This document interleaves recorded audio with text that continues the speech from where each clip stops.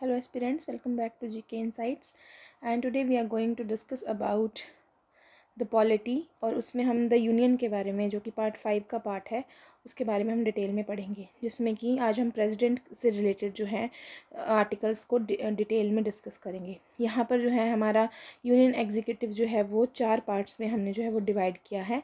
That is your PM and council ministers, president, vice president, attorney general of India.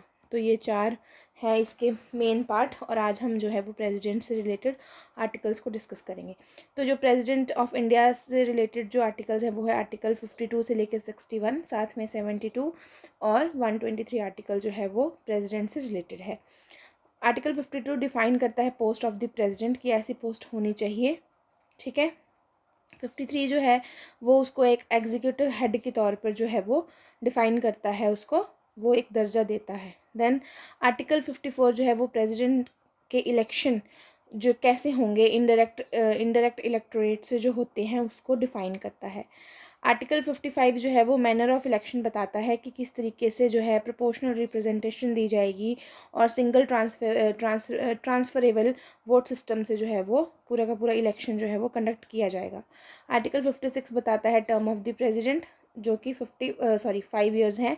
Then article 57 जो है वो री election of president बताता है कि कितनी भी बार जो है वो री इलेक्शन ऑफ प्रेसिडेंट जो है वो हो सकता है, ठीक है।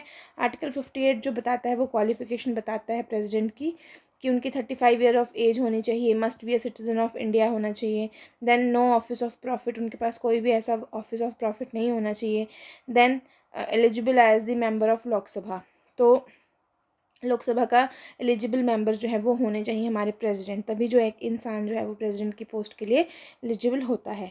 देन 59 जो है वो कंडीशन बताता है प्रेसिडेंट्स ऑफिस की कि किस तरीके से प्रेसिडेंट का ऑफिस जो है वो चलना चाहिए। वहाँ पे कोई भी उनके पास ऑफिस ऑफ प्रॉफिट नहीं होना चाहिए, उनकी एक गुड मेंटल हेल्थ होनी चाहिए, ऐसा नहीं है कि वो कोई भी डिसीजन किसी भी फीलिंग में, इमोशन में आकर ले लें। देन सिटीजनशिप क्राइटेरिया जो है वो उनका पूरा होना चाहिए। देन आर्टिकल 60 की बात करें तो ये इम्पीचमेंट ऑफ प्रेसिडेंट यानी कि रिमूवल ऑफ प्रेसिडेंट के बारे में बताते हैं, इस पे मैं अलग से एक वीडियो बनाऊंगी। देन आर्टिकल 72 जो है वो pardoning power of president bye mercy petition, माफ़ जो कर देते हैं, सज़ा माफ़ की जाती है, उसके बारे में जो है वो उसको डिटेल में बताता है। आर्टिकल 123 जो है वो ordinance making power of president को बताता है, जब पार्लियामेंट जो है उसका सेशन ना हो, और ये ऑर्डिनेंस जो बनाते हैं ये टेम्परेरी हैं और साथ में ये कहीं कैसे भी ना करके विड्रॉन किए जा सकते हैं किसी भी टाइम पे। So that's all for today, thank you so much.